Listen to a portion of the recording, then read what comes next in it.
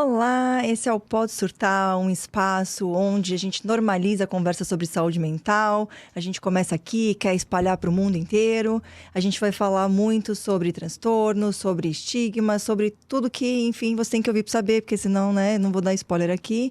Eu sou a Sharon, ex-ansiosa não, louca, ex-depressiva. Quem me dera, né, gente? Ansiosa para sempre. Ex-depressiva, atual ansiosa, especialista em neurociência e psicologia. E estou aqui com meu companheiro Edu. Eu sou o Edu, tudo bem? Sou o Edu, psiquiatra, ansioso. A gente já falou... Falo do resto, não. Espero para depois. Não, a gente já pode falar de fobia social, já pode falar, porque você já liberou aí no último episódio. No último episódio, é verdade, é verdade. E tem fobia social, ou seja, não é muito fácil falar aqui em público, na frente das câmeras, mas vamos lá, enfrentando... Microfone aí, eu tô aprendendo, gente. A gente aqui é novato em podcast, mas a gente já tá aprendendo, tem que ficar no... Como eu comentei no último episódio, teremos convidados, só aquele que foi especial ali para os pacientes do Dr. Eduardo, né? Mas temos convidados especiais. Hoje estamos aqui com ele, que é... Eu fiz uma lista aqui, porque, né? Praticamente uma bíblia para apresentar este moço. Artista visual, designer, diretor de arte, atual head de criação, nascido em Osasco, porém mora em São Paulo. Fernando Nascimento! Obrigado, gente. Obrigado pelo convite. Estou muito honrado de estar aqui. E, apesar de uma lista grande, eu não me considero quase nada disso, assim. Faz parte da síndrome, né? Você se considera o quê? Boa pergunta. Putz, não sei responder assim de bate-pronto, mas... Cara, acho que eu sou um apreciador do momento que eu vivo, sabe? Por isso que parece que a lista cresce, só que ao mesmo tempo que eu gosto muito do que eu faço, eu nunca boto uma fé que eu tô fazendo direito. Eu sempre vario muito. Sharon, então vamos lá. Manda o título do nosso episódio de hoje. No episódio de hoje... Síndrome do impostor. Síndrome do impostor. Eu só preciso dar uma explicação que nós, antes do Fernando entrar no estúdio, a gente já fez todas as testagens e ele realmente é o Fernando, tá? Essa parte não é uma fraude. Não é uma fraude. Não, a gente conferiu o documento. Nós pedimos a identidade e tal. Você tem certeza? Será? Ao longo do episódio nós vamos descobrir. Eu, às vezes, acho que eu não sou. Às vezes questiona, né? Eu brinquei aqui, a gente estava conversando um pouco antes do episódio, que a síndrome do impostor já é uma síndrome impostora, pois não é uma síndrome, certo, doutor? Não é uma síndrome do ponto de vista médico, tá? Eu, de verdade, assim, a gente não tem isso classificado nos alfarrábios da medicina, nos códigos, né, os manuais de classificação, mas é uma coisa que tem se falado muito, né? Tem se falado muito sobre síndrome do impostor, da pessoa se identificar como impostora. Fernando, como é que você identifica isso? Como é que é isso para você? O que é a síndrome do impostor? Esse termo para mim é muito novo, assim. Para mim era só viver a vida e achando que tava dando de vez em quando errado, né? E parecia que era o padrão. Normal, tudo bem. Vai até um ponto, chega num ponto que não vai mais e tudo bem. Até que, sei lá, eu me deparei com essa expressão há pouco tempo. Muitas coisas que vêm com relação a questões de saúde mental, eu me deparei há pouco tempo. Acho que todo mundo, né? Pandemia, né? Passou a ser Tem vários especialistas nas redes sociais, então a gente acaba se deparando com termos que a gente não conhecia antes, só que já vivenciou antes por talvez muito tempo, assim, e só deu nome a um padrão de comportamento que eu tinha. Então, basicamente, era, sei lá, desperdiçar muitas oportunidades e achava que fazia parte do processo, sabe? Não parecia que era algo que realmente poderia seguir em frente, mas não ia. O que é desperdiçar oportunidade significa eu não vou atrás de uma possibilidade porque eu não tenho capacidade. Explica um pouquinho para mim. E na verdade são perguntas mesmo, porque como eu te falei, eu não tenho a classificação dessa síndrome do impostor, então eu queria entender o que é isso que você identifica. Psiquiatra não tem, imagina. Mas assim, trazendo mais pro pessoal, assim, com relação às minhas repetições de padrões, como eu disse, eu gosto muito de me envolver com o que eu tô fazendo e até o limite, assim. Só que às vezes esse limite ele vem antes do que ele morre cedo, sabe? São muitos projetos engavetados, são muitas coisas que poderiam seguir adiante, mas parecia que tinha um tempo limite para aquilo. O que acontece? Era muito comum de eu chegar até um ponto de falar, putz, a partir daqui eu posso dar um passo além do que eu conheço, do que eu tenho como... Seguro, talvez, confortável. Seria o passo que vai me fazer crescer de alguma forma, né? Então chega num ponto que eu não dava mais esse passo. E a gente acabava criando alguns artifícios para justificar esse passo não dado, sabe? Trazendo para exemplos pessoais, quando eu era mais jovem, eu jogava futebol e era muito bom no que eu fazia e tal. E chegou um ponto que eu tive uma oportunidade muito clara de seguir uma carreira e eu acabei, sei lá, por um descuido, que minha psicóloga falou que não foi um descuido, foi inconscientemente eu me sabotei mesmo. Eu acabei esquecendo alguns documentos, atestados médicos que eu precisava ter para me apresentar e perdi uma oportunidade que poderia ter um rumo diferente da minha vida, assim. O engraçado é que nada disso gera um certo arrependimento, mas eu acho que é uma forma de anestesiar essa questão essa síndrome, né, de impostor. Então, tem a ver com insegurança, por exemplo. A palavra impostor dá a entender falsidade, né? Do tipo assim, eu tô aqui... Até, né? Parece pesado. Mesmo, uma coisa, né? pô, eu tô cometendo um crime, né? Eu sou um impostor. Tem a ver com isso ou tem a ver com... Pô, cara, eu tenho um receio do que pode acontecer. Sei lá, você falar, eu tenho receio de ir e não jogar bem. Eu acho que é o contrário, na verdade. Chega a ser até um medo do sucesso, sabe? Tipo, Medo do sucesso. Chega uma hora que você pensa que é possível que dê certo. E essa possibilidade de dar certo é muito assustadora. Então, é muito comum da gente achar que não tem recurso suficiente para dar espaço, né? Falando profissionalmente, a gente passa muito por isso. Às vezes a gente até... Não, eu, né? Mas eu acho que eu vejo isso que pode ser a gente, vai também. Pode botar a gente aí nesse rolê. Eu vejo que é alguma coisa muito comum, assim, de mal conseguir receber um elogio, por exemplo, porque acha que aquilo não é bom o suficiente. Não é falta de recurso, assim. Talvez é uma cobrança excessiva da excelência, assim. Então, com medo de dar esse próximo passo, é muito comum da gente falar, putz, eu acho que eu não mereço tudo isso, então é melhor eu ficar aqui e, de uma forma inconsciente, a gente cria alguns artifícios para não dar esse passo, sabe? É mesmo. Eu sinto de uma outra forma, sabia? Como? Eu sinto que vai dar errado. Eu nunca deixei de fazer alguma coisa com medo que desse certo. Eu sempre deixei de fazer alguma coisa, falei, e se... Mas eu acho que é interessante isso. Eu acho que aí esse é um dado muito importante do que a gente está chamando aqui de síndrome do impostor, né? O teu receio de efetivamente você ser capaz de fazer a coisa e dar certo. E aí? O que vem depois? Mas né? eu acho que eu só consigo descrever isso agora distante de alguma situação qualquer. No momento em que a gente se depara com isso, o medo do ridículo, da exposição, é muito maior do que o de dar certo, assim. Se for pensar friamente, a gente tem todos os recursos para que aquilo dê certo. Porque normalmente a gente trabalhou até chegar naquele ponto de dar um passo. Então, a gente não conseguiria dar um passo maior do que a perna. Então, foi um processo para chegar num ponto de falar, putz, eu realmente trabalhei para chegar até aqui, assim, me desenvolvi para chegar até aqui.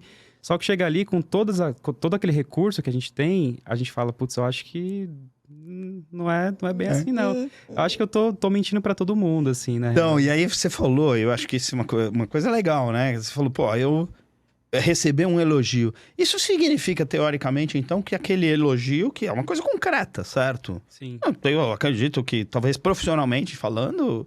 Não tem por que um chefe chegar e te fazer um elogio de graça, falando, olha, pô, não, foi uma porcaria, mas não existe isso. Tem a sensação de que aquele elogio é falso? Eu acho que a gente se engana, né? A sabotagem vem daí, a gente não consegue nem aceitar o que é real. Por isso que a síndrome talvez não tenha um diagnóstico, porque ela não existe. Se for ela pensar. não existe, exatamente. Ela é uma impostora. Ela por si só já Mas eu caracteriza. já ouvi de amigas minhas... meu chefe me elogiou, ele deve estar querendo ser legal porque ele viu que eu não tô bem. Já ouvi coisas assim, porque eu tô, né... Falei que eu tava insegura, falei que eu não tava muito bem, aí ele elogiou, é porque ele quer me fazer sentir melhor. Falei, nenhuma pessoa dentro de uma empresa, principalmente, né? Tá fazendo favor ali. Ninguém vai manter um funcionário que não tá rendendo, que não tá performando por gentileza, por preocupação com saúde mental, nem nada. Mas é uma coisa muito interessante o quanto... a mente domina você. E aí, diferente do que você estava relatando no seu caso, isso que eu acho mais interessante de saúde mental é que cada um tem a sua própria vivência e às vezes tem a mesma questão, mas de formas diferentes, e sente de formas diferentes, e se vê de formas diferentes, que era muito assim, por muito tempo, eu achava a síndrome do impostor uma coisa muito incompreensível. Porque para quem não tem, não só síndrome do impostor, né? Qualquer transtorno mental, para quem não tem, é muito difícil você se botar no lugar do outro e entender aquele sofrimento.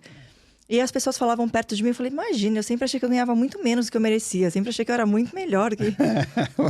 E de repente eu entrei num... E aí você assume novos desafios e dá um passo à frente, toma coragem porque você tá seguro e vai. E aí eu falo, meu Deus, quem foi o louco que me botou nesse lugar aqui? Que achou que eu podia estar aqui? A minha sensação... Enganei bem a Enganei todo mundo. Meu Deus do céu, caí aqui. E agora como é que eu volto atrás? Como é que eu saio daqui? Mas só quer fugir daquela situação, né? E que o Fernando tava falando, a gente vai construindo ferramentas e vai vivendo nossa experiência, e aquilo vai nos levando para lugares, a gente não tá ali à toa. Exato. Mas dá uma sensação de que, nossa, de repente, caí aqui, eu não sei o que fazer com isso. E aí, muitas vezes... Eu tive e ainda tenho a sensação, em alguns momentos, de hoje vai ser o dia que eu vou estragar tudo. É hoje. Hoje eu vou pisar no momento você desmascarar. É hoje. Hoje vai ser o dia que... Meu Deus. Então é muito maluco, assim... Como é diferente, né? Como a gente vive a mesma situação de formas muito diferentes. Mas talvez... Então, mas isso tem, então, a ver... Porque quando você fala, né, Fernando? Pô, de repente... tem a oportunidade e eu vou... Eu provavelmente vou ter sucesso nessa oportunidade, mas então tem a ver com você se transformar, eventualmente, num centro das atenções. Já me disseram isso, inclusive. Agora todo mundo vai me olhar, né? Agora todo mundo vai me ver. Nossa, total, assim. Só antes de responder essa pergunta, emendando com o gancho da Sharon, a questão do histórico, né? O como nos fez chegar até aqui, histórico familiar, nossas vivências e tal, isso conta muito. E eu, na minha posição como um homem que veio homem preto, né? Que veio de uma família pobre, que teve um processo de desenvolvimento que foi diferente do que... Acho que foi mais parecido do que a maioria, na verdade, não é diferente é diferente de quem que a gente convive hoje em dia, né? É diferente das... Só que... Da maioria, você fala da maioria das pessoas com essas condições, com esse não, por um recorte social, acho que a maioria das pessoas não tiveram tantas oportunidades para chegar em algum ponto, assim. Aí, é muito importante que eu traga esse recorte, porque... Isso fez com que me levasse a entender que esse processo não é só de dentro para fora, tem um recorte social também. Então, amarrando com isso, era muito comum desde muito cedo, para que eu tivesse minimamente as mesmas condições, eu tivesse que fazer um pouco mais, assim. Então, era muito comum de quando eu fazia só o necessário e conseguia, parecia que era pouco. Então, sempre parecia que, tipo, isso, sei lá, para um homem preto, para mulheres também, até a síndrome veio por conta da inserção das mulheres no mercado de trabalho, né? Se eu não me engano, fazendo algumas leituras... Tem muito...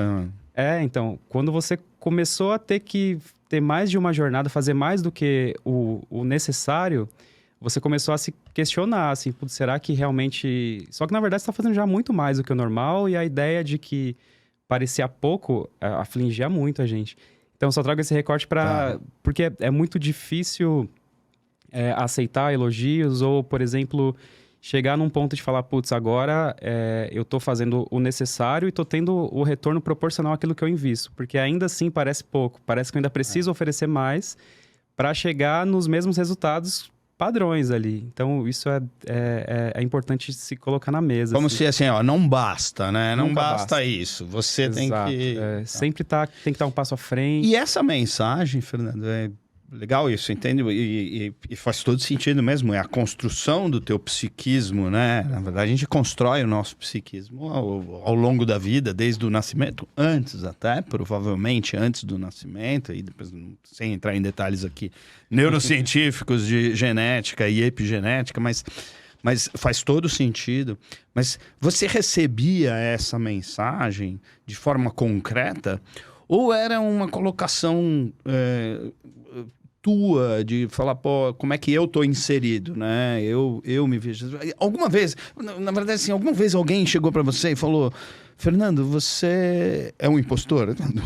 Não impostor, talvez, mas você tá aqui enganando todo mundo. Então, eu acho que não. Assim, diretamente não, até porque eu tava sempre empenhado a fazer muito bem feito aquilo que eu tava fazendo, porque eu precisava ser bom em algo, ou muito bom para ser igual, basicamente. Então, não tinha... Ninguém chegou apontando dedos e falar, putz, você não é bom nisso. Até porque seria até produtivo, né? Seria uma forma de falar, putz, realmente eu não sou bom, posso melhorar nisso. É até melhor receber uma crítica do que elogios, porque a gente tem uma possibilidade de melhorar ainda mais, né? Se a gente fica só nessa de, putz, tá legal ou tá indo bem, mesmo sendo verdade, parece que é mais fácil de chegar no comodismo ali e falar, putz, não preciso sair daqui, tá confortável, estão gostando e beleza. Só que são as microagressões, sabe? Não é escrachado, assim. É sempre perceber que para fazer minimamente o aceitável, tem que ser muito mais do que precisa ser feito. E aí a minha verdade foi construída com base nisso, assim, sabe? Tipo, não só minha, como dos meus pais e avós e tal. Sempre de ver que, putz, tem que trabalhar muito para ter o mínimo, por exemplo. Aí vem essa ideia de que, por exemplo, chegou um tempo na minha carreira, até cedo, né? Que quando eu era muito jovem e minimamente estava ali naquele patamar financeiro próximo do meu pai, começa a vir aquela sabotagem e aquela... que minha psicóloga falava que era aquela intenção de honrar o pai, e isso já é uma sabotagem também, assim. Porque aquele medo de crescer na vida parecia que era muito mais do que... parecia uma ofensa, sabe? E então era mais comum de falar, putz, aqui é o meu limite, não posso dar um passo além desse. Mesmo sabendo que meu pai vai ficar...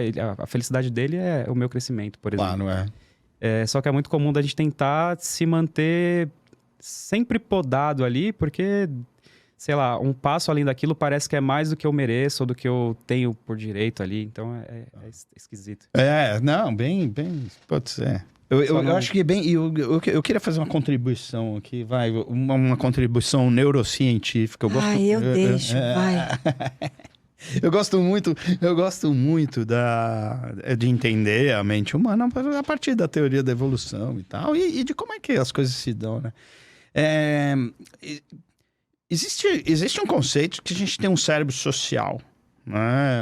Esse cérebro, o nosso cérebro social, não é que é um cérebro separado, não temos dois cérebros, mas nós temos regiões do cérebro que estão muito relacionadas ao social. No ser humano, em todos os mamíferos, mas no ser humano, ele é muito importante. O ser humano só domina a Terra, só hoje, né, domina, entre aspas, porque convive socialmente. E nós somos gregários, né? Nós vivemos em grupos. Eu falei isso no nosso outro episódio, né? Ser aceito pelo grupo, ser bem visto pelo grupo, não ser excluído do grupo, são coisas que ativam emoções na gente muito importantes, porque efetivamente você estar fora de um grupo, e pensando nos nossos ancestrais, se você fosse excluído do grupo, você estava morto, você morre, né? Então ter essa capacidade de falar, pô, eu faço parte desse grupo, eu tenho o meu papel, eu sou querido, eu sou bem visto. É muito importante pra gente, né? Então faz todo sentido. E quando eu estudei, uma coisa muito curiosa que eu aprendi é que quando a gente é excluído de um grupo, a gente sente... O cérebro ativa na mesma área da dor física. Dói. Ele ativa na mesma área. As mesmas regiões do cérebro que são ativadas quando a gente tem uma dor física, sei lá, se eu dar uma martelada no dedo... É o mesmo da rejeição. E muitas vezes a do abandono e da rejeição é muito maior. É muito maior. Quer um exemplo? Pega um bebezinho, né? O bebezinho humano é o ser mais indefeso que existe na face da Terra. A gente não nasce pronto. A gente demora muito para estar pronto. Né? E eu acho que esse processo... Nunca tá pronto, na verdade. A gente nunca tá pronto, na verdade. A gente nunca tá pronto. Mas um bebezinho, quando ele chora, quando a mãe se afasta, quando né, ele percebe a possibilidade de estar sozinho, ele berra de uma maneira que nem ele sabe, obviamente, conscientemente, mas porque isso ativa todo esse circuito de defesa. É uma situação muito emocionalmente negativa. Por quê? Porque ela não tem que ser vivida. Ele tem que estar próximo, ele tem que ser cuidado e tal. Então, isso daí, esse cérebro social é muito importante, e ele tem relação com a dor. Tá? Às vezes essa dor que talvez você possa dizer, pô, às vezes eu já senti uma coisinha, né? Eu senti esse mal-estar, né? Mesmo sem ser direcionado, mesmo sem né? Sem ter levado uma martelada no dedo. E eu acho que a nossa reação, talvez até humana mesmo, né? De desenvolvimento, é inconscientemente evitar essa sensação, né? Também. E talvez até esse ponto de chegar ao ponto... aquele limite de falar, putz, agora eu estou exposto, essa exposição é assustadora, né? Tipo, isso tá muito próxima da possibilidade de rejeição. A chance do sucesso é grande e a chance da rejeição também é grande, e para evitar isso a gente sabota. Falou, não, eu quero ficar aqui, tranquilão. Tô bem aqui, pô, né? você já imaginou, ótimo. né? Eu tô totalmente exposto aqui, aí alguém chega, que nem a Sharon falou, né? Hoje é o dia que eu vou pisar no tomate. Hoje eu vou estragar tudo. Hoje eu vou estragar tudo. Aí de repente chegava e falou, Fernando... Você era um impostor. Né? Saia do jogo. Esse dia nunca chega, né? Saia daqui nunca agora. Chegou, aí que chega. tá. É o medo que ele chega. Não, total. Né? E parece que a gente tá pronto pra isso, né? A gente tá pronto pra falar, putz, a hora chegou, né? Agora me descobriram. É hoje. Ludmilla, é hoje. É hoje. É isso. Mas a gente tava comentando aqui até... antes do episódio, né? A gente tava falando sobre síndrome do impostor e tal. Mas aí como é que a gente lida com isso, né? Quais ferramentas a gente... Aí eu falei, simples. Simples. Aqui, 2 pontos, atenção. Simples. Vamos lá. Vamos nos pautar em fatos reais. Alguém já te falou, Mas não funciona assim, né? Porque quando a gente tá tomado por emoções, a última coisa que a gente tem é racionalidade, né? A gente tenta, eu acho que é importante a gente se pautar em fatos reais, mas a emoção é um negócio que domina. Vamos falar de teoria, que eu gosto muito dessa teoria do sequestro emocional. Você fala um pouquinho de sequestro emocional? Sequestro emocional, as barreiras a forma como a gente, muitas vezes, meio que constrói muros, né? Que colocam a gente repetidamente numa mesma situação, né? Você, por exemplo, você fala assim, não, mas é uma crença. Eu sou... Em algum momento eu vou ser desmascarado. E como a Sharon falou, tá, mas bota na realidade. Qual é a realidade? A realidade mostra sempre o contrário, mas você tem uma dificuldade muito grande de aceitar essa realidade. Porque você está conectado com aquilo. Não, eu acredito nisso. É difícil competir com essa minha ideia, né? Porque eu acho que é uma construção mais longa, né? A gente está muito preparado para o fracasso, mas não está preparado para o sucesso, né? Então é mais comum da gente estar com a mentalidade pronta para dar errado. E essa é a nossa zona de conforto, né? Pensar que pode dar certo em algum momento é sair dela. E tem uma força, parece que é mais forte do que a gente, para trazer a gente de volta pro... Fica de boa aí, porque... Mas eu acho que o medo de dar certo, já polemizando, tá? É medo de dar errado. Não acho que o medo de dar certo é medo de dar certo mesmo. Eu acho que o medo de dar certo dá errado. Deu ruim? Porque... Fiquei confuso, mas faz sentido. Faz sentido. Eu queria fazer... Posso fazer uma pausa para os comerciais? Que a gente vai dar certo aqui, né? A gente vai... por exemplo, aqui, entendeu? Muito bom. Vamos fazer uma pausa para os comerciais. A gente vai pegar esse trecho aqui depois e falar, deu certo. Esse podcast aí que vocês inventaram funcionou. Porque medo de dar certo, eu fiz teatro uma época aí, né? Quase me formei atriz, inclusive. Que legal. Quase me formei atriz. Impostora com DRT. Impostora com DRT. Com DRT. Eu quase me formei atriz. E eu lembro que a gente ficava muito com medo de soltar mesmo, de fazer o melhor que a gente podia. E o professor falava, você tem medo do quê, minha filha? De dar certo? O que é o pior que pode acontecer aqui? É fazer sucesso? Né? Por que você não... E eu acho que a gente fica com muito medo. Não sei, dar errado não é legal. Assim, A gente pode lidar bem com isso, mas é isso que a Mas rejeição... eu acho super legal, Shannon, que você falou de teatro, né? De fazer teatro, muito mais do que num curso de teatro, muito mais do que aprender a ser uma impostora, né? Você aprende, na verdade, a conduzir as tuas emoções, né? A direcionar as tuas emoções. Tem um pouco mais de... deveria, né? No caso, por isso não sou atriz hoje. Você não passou na prova final? Não, eu repeti nos últimos 6 meses ali, não me formei. Mas é ter um controle da sua emoção, mas aí tem um truque aí também, né? O controle da emoção como um personagem, né? Eu ia falar, agora... Você não é você. Não, falando, tipo, sem experiência nenhuma na área, mas parece que não seria controle de emoções, seria controle de reações, na verdade, né?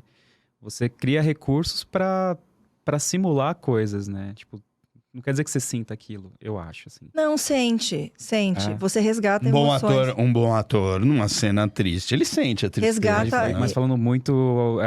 também não sou. Resgata emoções reais. Inclusive, se tiver atores e atrizes assistindo, comenta aqui. Podemos trazer alguém aqui também para falar. Então...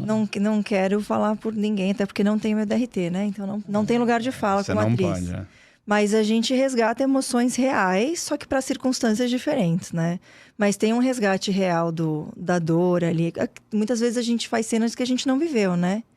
De fato. Perda de filho, cenas estupro, cenas que algumas pessoas que estão ali interpretando não passaram por isso. Então você tem que emular alguma emoção que você já viveu, buscar na sua vida um momento que foi muito difícil e trazer isso de alguma forma. Mas você tem ali a escolta de um personagem. Você fala, não sou eu. Aqui eu tô a serviço do personagem. Então, acho que é diferente de quando a gente... Pra síndrome, principalmente por não ter muito diagnóstico, fica fácil devagar, né, sobre, assim. Eu acho que é muito isso. A gente assume um personagem na síndrome que não é o real. Então... É um ponto. Mas ele é um personagem ruim? Ruim não é, mas ele poderia ser melhor, sabe? A realidade é melhor do que poderia ser melhor do que a fantasia, sabe? Então, a gente tem, que nem você falou, é simples a gente lidar com essa síndrome se a gente se pautar no que é real. Mas essa é a parte difícil, né? Porque mas não é simples se pautar no real. Se a gente estiver ali tomado de emoção, a gente vai pensar de uma forma não muito racional e tal.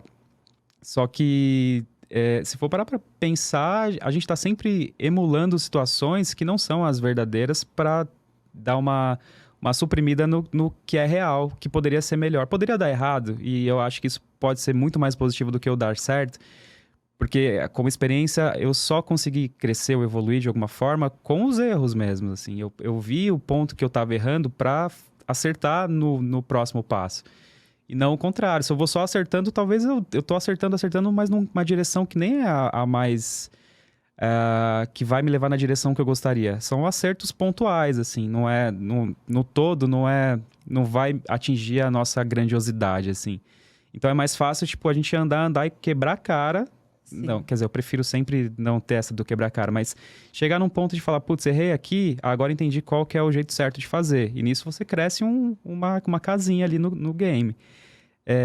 Mas sempre dentro, se a gente estiver nesse espectro de personagem, né? Ou quase sempre telespectador da própria vida, a gente nunca vai viver ela de forma plena, né? Porque vai chegar num ponto que a gente fala, putz, só segue a vida, faz o que a gente deve fazer ali, porque é sempre uma construção. A gente tá vindo, indo bem, até a hora que a gente fala, putz, eu acho que... Não sei, não tô indo bem. Mas você chegou até... Peguei o caminho completamente... Aí chega ali, a gente, por medo de dar certo ou dar errado, a gente não dá o próximo passo. E seria muito legal se desse errado mesmo, que a gente sabe que no próximo passo a gente sabe que não vai dar aquele passo anterior. Mas aí talvez entre naquela questão da nossa repetição de comportamento. De automático, né? Aí vira um ciclo. Mas isso que você falou é perfeito. É maravilhoso, como você. Mas errar é muito difícil. Assim, você lida bem com isso. É difícil lidar com o erro, Lidar com o erro, a gente tem essa coisa da perfeição. Com o erro ou com a crítica? Com a crítica. Eu acho que a crítica com a crítica. Mais sentido, é um bom ponto, Com o julgamento alheio, né?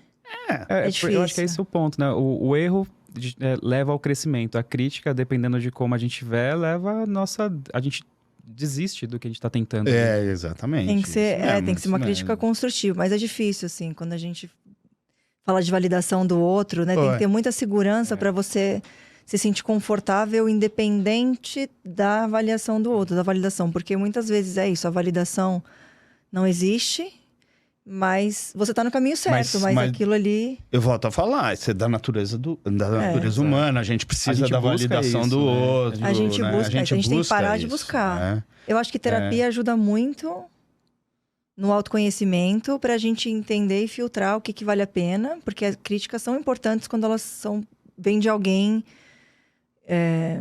que fala alguma coisa que faça sentido para o nosso crescimento mesmo, porque às vezes a crítica não.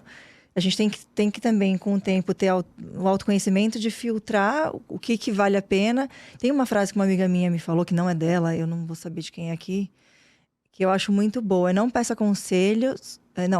Não escute críticas de quem você não pediria conselho.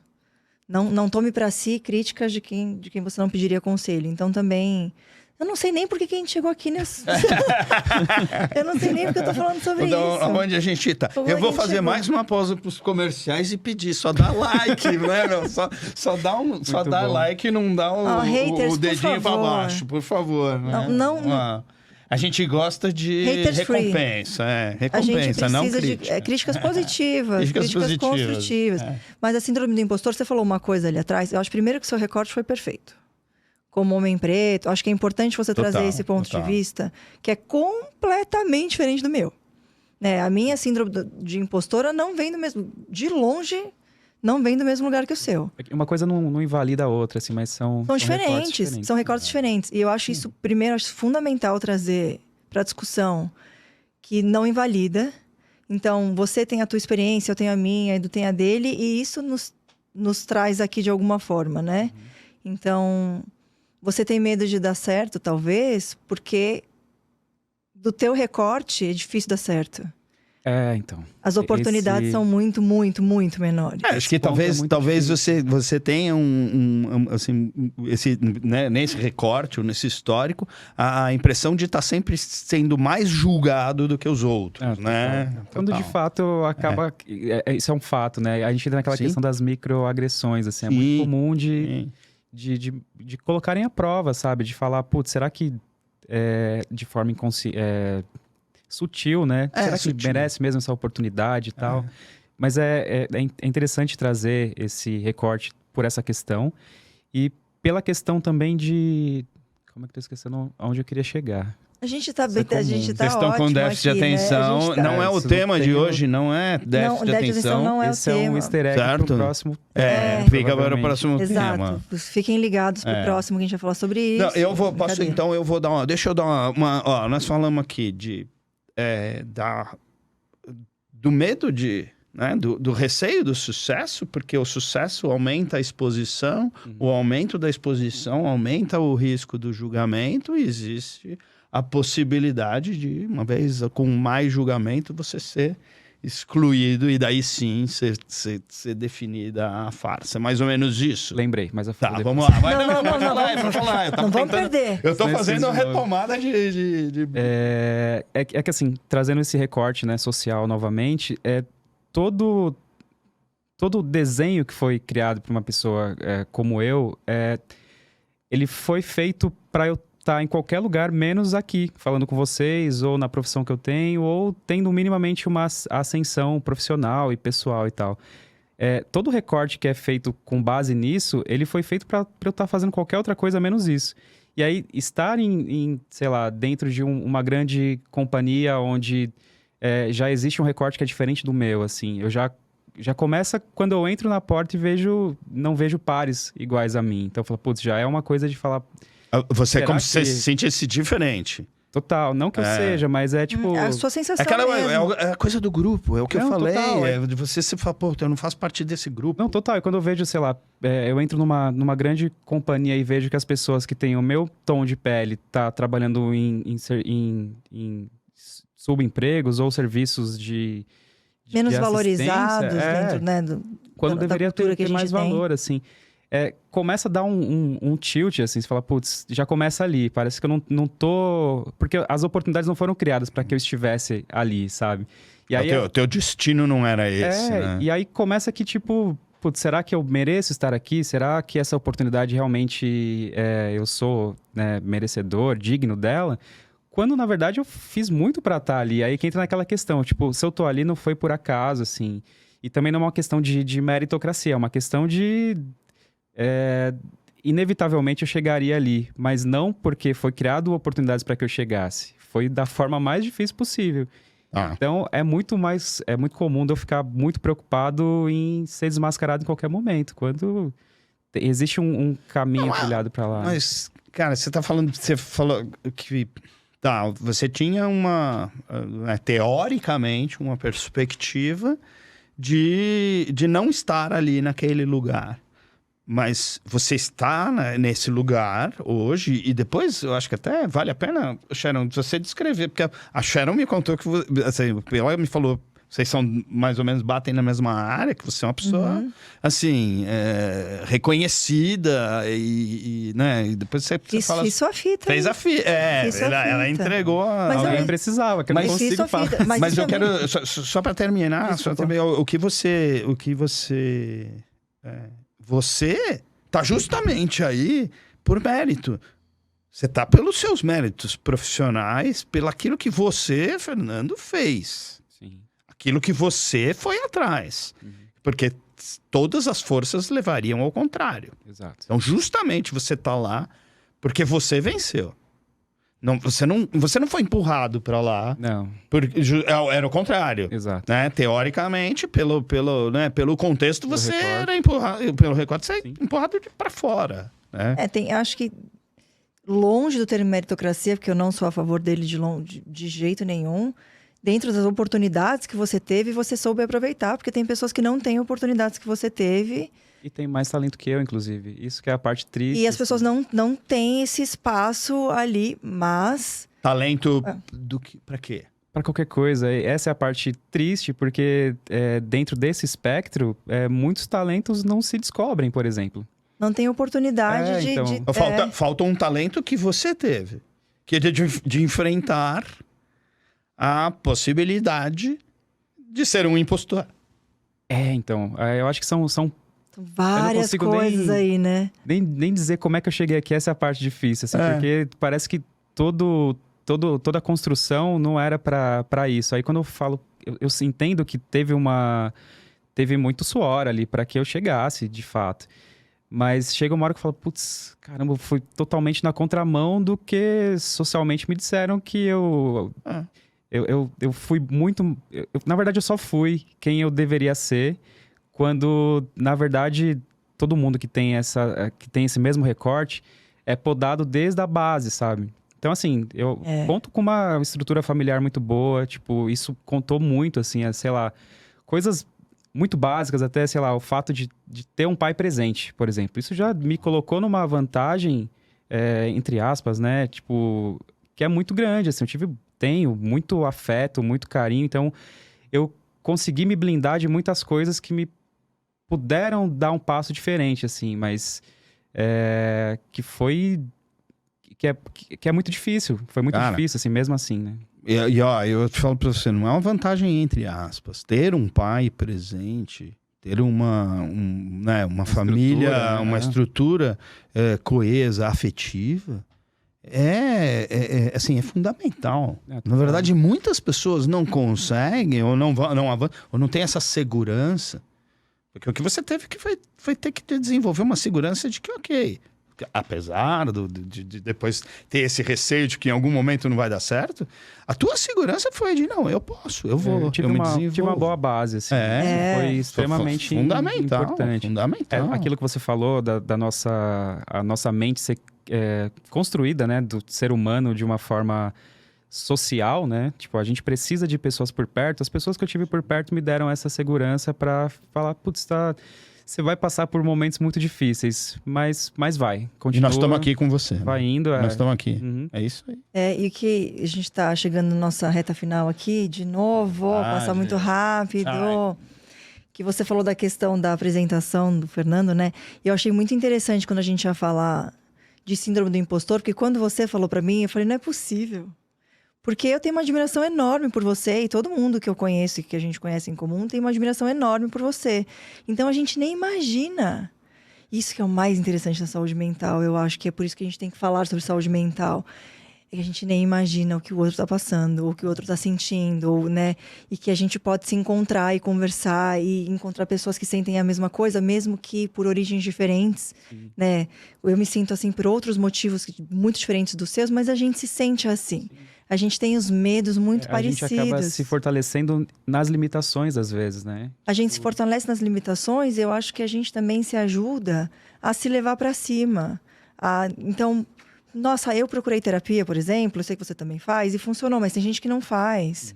E eu acho que é muito importante a gente falar sobre essas coisas, porque a gente tem muito em comum, apesar de ter muita coisa diferente. E eu fiquei muito feliz de você ter aceitado o convite de participar aqui, porque eu acho super importante, não só... Tentei sabotar algumas vezes. Você quase não foi no horário marcado. Meia hora atrás, eu quase falei, tomara que alguma coisa errada aconteça. Cara, mas na verdade, parabéns, você é um ótimo impostor. Você é um impostor perfeito. E é muito, muito interessante, porque a síndrome do impostor também tem muito a ver com ansiedades e com outras questões, né? Apesar da síndrome do impostor não ser configurada... como uma síndrome, ela envolve uma série de outras questões que são, né, ansiedades, medos, inseguranças e tudo mais.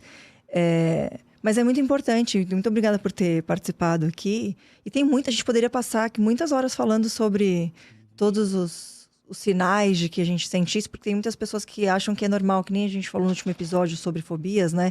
Que as pessoas... Nem sei se vai ser o último, na verdade, porque eu não sei qual é a ordem, mas em algum momento a gente falou sobre fobias.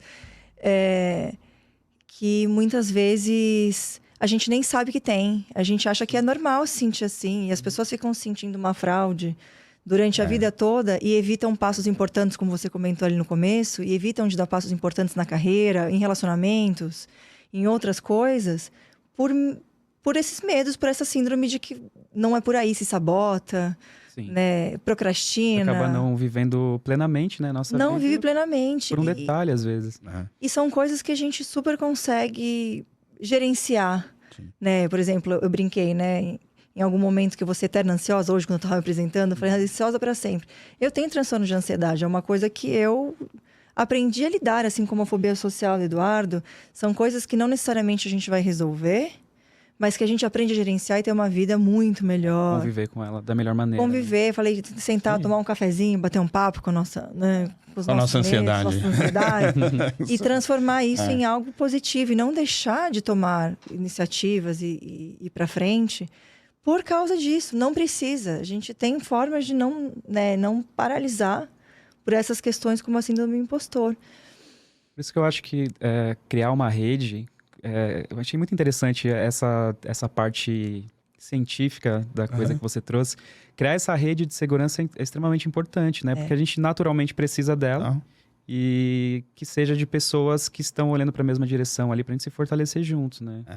Isso mesmo. Por isso que você está aqui na minha vida. Muito obrigada. Exato. Eu agradeço de coração. Muito obrigado, Fernando. Obrigado mesmo por ter vindo aqui e aberto aí a tua vida. Eu espero que a gente possa, mais uma vez, no futuro, chamar o Fernando para outros papos. Eu quero, porque eu nem consegui entrar na questão de gênero, né? De que você falou das mulheres ali. Eu queria muito entrar nisso, não deu tempo. Seria interessante. Como as mulheres, em geral, são mais ligadas à síndrome do impostor do que os homens. Mas isso é um assunto para o próximo podcast, não é para hoje. Então, fiquem com a gente. Próximo episódio, surpresa, você vai ter que ver para saber o que é. Exatamente, vai ter que dar like. Vai ter que dar like. Beijos. Valeu. Obrigado, gente. Beijos. Tchau, tchau.